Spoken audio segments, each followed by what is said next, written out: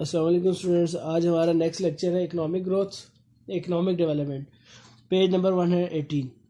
The growth of an economy from the backward to advance economy is known as economic development. Backward economy का advance economy की तरफ बढ़ना economic development कहलाता है।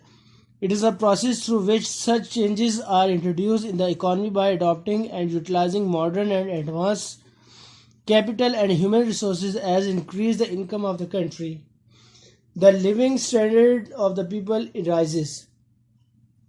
The masses enjoy better opportunities of education, health, employment and recreation.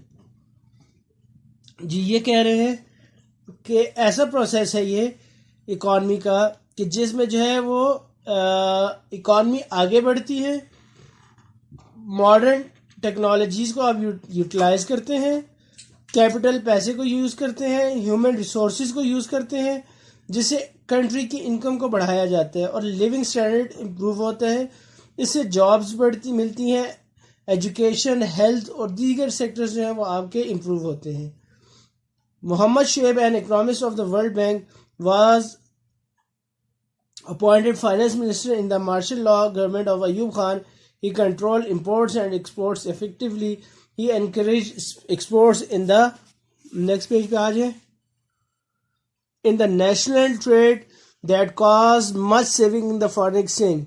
Licenses were issued for the industrial development and new industries were established.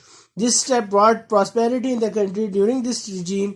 The second 5-year plan 1960 to 65 and the third 5-year plan 1965 to 70 were prepared. अच्छा sorry, मुझे जो है वो word miss हो गया, कहाँ चला गया था।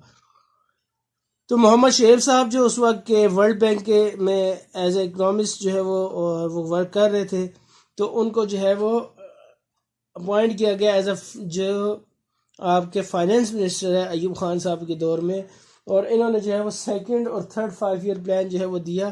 तो सेकंड 5-year प्लान के इसके सिर्फ हमने 7 पॉइंट्स जो है वो करने, और फिर आगे देन हम थर्ड 5-year प्लान पे चले जाएंगे। The second 5-year plan with the termination of the first plan period 1955 to 60, the second 5-year plan was prepared following were the main objectives and the target of this plan. Second 5-year plan, हमारे जितने plans आए हैं 8 plans आए हैं 5 year के, उनमें से second 5-year plan Pakistan का सबसे सक्सेसफुल प्लान रहा है। ठीक है, इसमें हमने इकोनॉमिक डेवलपमेंट बहुत की है, अपने जो टारगेट्स थे उनसे बढ़कर हमने अचीव किया। क्या क्या टारगेट्स हमने सेट किए थे? To attain an increase in national income by 24%, 24% national income हमने इंक्रीज करनी थी। To achieve an increase of about 10% in per capita income, 10% per capita पर हेड इनकम जो है वो हमने इंक्रीज करनी है। To provide the opportunities of employment to 2.5 million people, 25 lakh लोगों को जो है वो नौकरियां देने का जो है वो प्रोग्राम था, ये टारगेट सेट किया गया था। To provide point number 4, to get an increase of 14% in agriculture output, agricultural output में 14% इंक्रीज होना था। Point number 5, to increase industrial production up to 14% in large scale as well as medium scale industries. 14% production हमने industries में जो है industrial production वो ज़्यादा करनी थी, लार्ज स्केल इंडस्ट्रीज और मीडियम स्केल इंडस्ट्रीज में। To increase the industrial production of cottage and small scale industries up to 25%। Small scale industries और cottage industries means homemade things जो है वो 25% इंक्रीज करनी थी। ठीक है। To increase exports at the rate of 3% annual increase, तो 3% हमने एनुअली जो है एक्सपोर्ट जो है वो अपनी इंक्रीज करनी थी। ठीक है, तो ये आपका सेकंड 5-year का प्लान था जिसके 7 पॉइंट्स यहाँ मेंशन थे।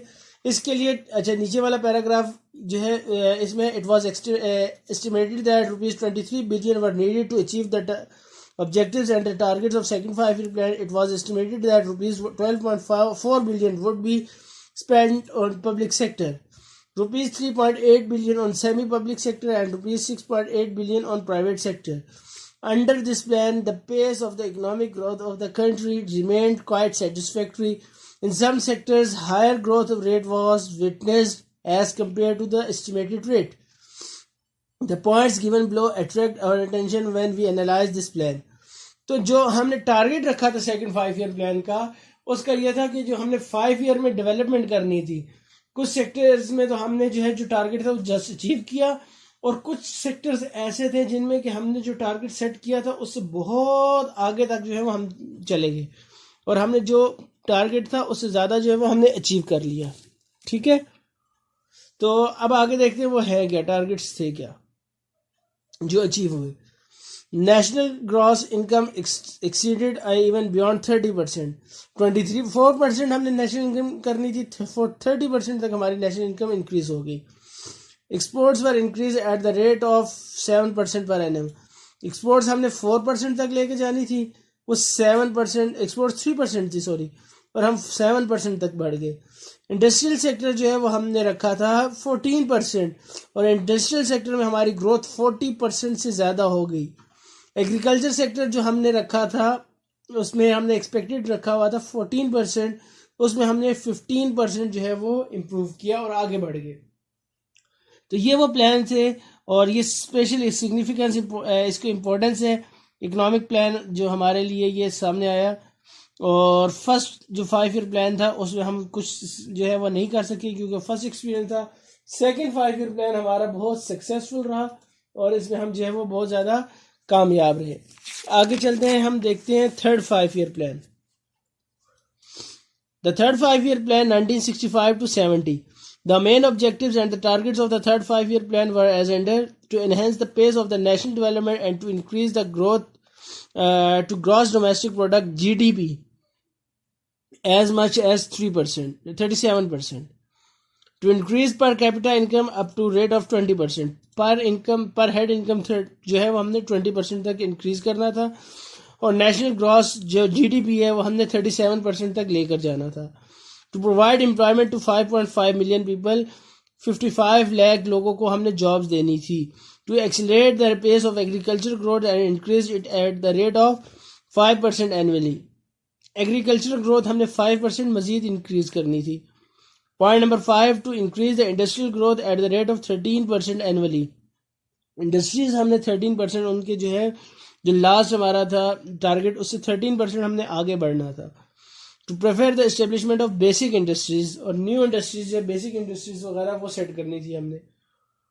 To bring stability in the balance of payment by increasing the foreign exchange, balance of payment लानी थी। बैलेंस ऑफ पेमेंट क्या होता है कि इंपोर्ट्स और एक्सपोर्ट्स को चेक किया जाता है कि इनकम कितनी है और खर्चा कितना हो रहा है। ठीक है, तो बैलेंस ऑफ पेमेंट जो है वो सेट करना था, और उसमें यह था कि हमने एक्सपोर्ट्स को बढ़ाना था और अपने इंपोर्ट्स जो है वो उनको कम करना था। To make efforts to improve the basic facilities and to provide social security, और बेसिक इम्प्रूवमेंट हमने करनी थी, फैसिलिटीज देनी थी, और अपने सोशल सिक्योरिटी जो हमारी है उसको हमने इम्प्रूव करना था। Our total amount of rupees 52 million was reserved to achieve the target. The rupees 30 billion were allocated for public sector, while 22 billion were reserved for private sector. 13 billion जो है वो गवर्नमेंट सेक्टर के लिए हुआ, 22 billion जो है वो private sector के लिए जो है वो इन्होंने रखा। हाँ ऐसे ही है, ठीक है, प्राइवेट सेक्टर को देना था। The above stated objectives and the particulars show that the third 5 year plan had a lot of merits when we analyzed its growth and its analysis is as under. अच्छा, अब ये कि इसके अंदर importance तो बहुत ही क्योंकि हमारा जो सेकंड 5 ईयर प्लान था वो बहुत सक्सेसफुल चला गया। अब थर्ड 5 ईयर प्लान के जो टारगेट्स है उसमें क्या हुआ? An increase of 9.5% was expected in exports, but only 7% increase could be possible. 9.5% agriculture जो है वो प्रोडक्ट्स में इंक्रीज होना था, वो जस्ट 7% हुआ।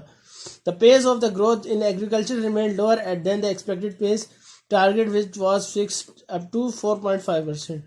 4.5% जो है वो हमारा एग्रीकल्चर ग्रोथ जो कि होनी चाहिए थी, जो हमने टारगेट उस वक्त का रखा था 5%।